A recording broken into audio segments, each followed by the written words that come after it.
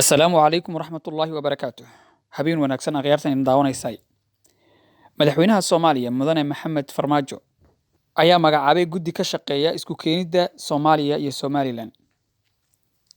Sida uu sheegay afhayeenka wasaaradda warfaafinta. madaxweynuhu markii uu arkay ahmiyadda weyn ee ay leedahay iyo qiimaha ay ku fadhido dib u yegleelidda qaran Soomaaliyeed oo midaysan kuna dhisan mabaadi'da tala wadaagga, wadaniyadda, cadaaladda iyo isku duubnaanta.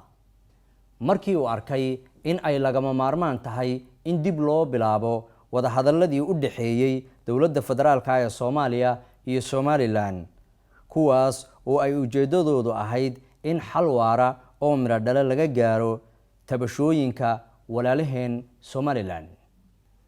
Madaxweynuhu markii uu dhageystay waxa uu tixgeliyay talooyinka ay soo jeedinayaan siyaasiyiinta, mas'uuliyiinta, aqoon-yahanada, waxgaradka iyo waayeelada Soomaaliyeed ee ku aadan xal u helidda arrimaha Somaliland.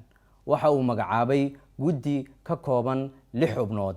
Waxaa gudoomiye guddigaas u ah Xildhibaan Cabdulaahi Sheekh Ismaaciil. Sidoo kale waxaa guddiga gudoomiye ku-xigeen u ah Cabdiraxmaan Cabdi Xuseen Gulwade. Sidoo kale waxaa jira 4 xubnood oo lafdhabar u noqon doona guddigan, kuwaas oo kala ah Dr. Cabdiraxmaan Macallin Cabdilaahi Baadiyow, Dr. Cali Mahadsanid. Haddaba haddii aad ku cusub tahay channelka Baris Media, subscribe saar, gambaleelkana taabo. Mahadsanid.